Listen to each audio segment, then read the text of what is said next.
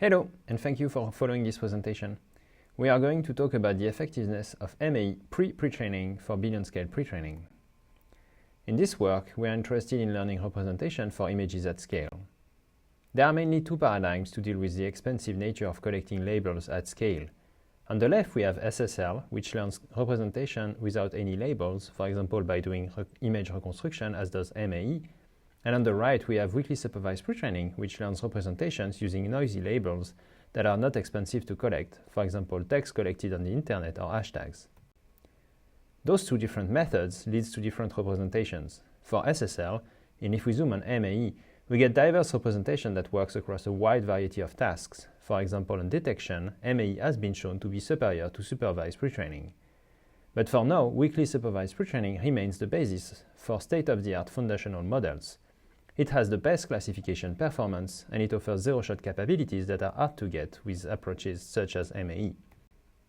Our approach is to combine those two methods to get the best of both worlds. The way we are going to do it is to use MAE as initialization for weakly supervised pre-training. In particular, our pre-training will consist of two phases. First, MAE, which trains an image encoder that produces image representation from masked images, and an image decoder that maps those representations back to the original image. We don't need the decoder, so we drop it, and we take the image encoder and fine-tune it to perform hashtags prediction at scale. Predicting hashtags is a simple yet effective form of weakly supervised pre-training. Then, to provide zero-shot capabilities to our model, we this time freeze the image encoder and train a text encoder to associate the text to the corresponding image representations using a clip-like contrastive loss, a method also known as LIT. As output of this phase, we get two models, vision and text, allowing us to do zero-shot inference. Let's now dive into the experimental setup. First of all, to experiment at that scale, we had to assemble our own dataset containing images, hashtags, and captions. The captions are needed to get zero-shot capabilities. To do so, we sort 3 billion images from Instagram together with 28,000 different hashtags and resampled our 3 billion images to 5 billion images. On this dataset, we then train a variety of vision transformers of different sizes and train with the number of epochs listed on the right. Then, to measure the success of our method, we use a list of 10 different datasets, together with 4 different downstream tasks, including detection, segmentation, and out-of-domain generalization. And we do that with different settings like fine-tuning, zero-shot, low-shot, and linear evaluation. Now let's talk about our results and contributions.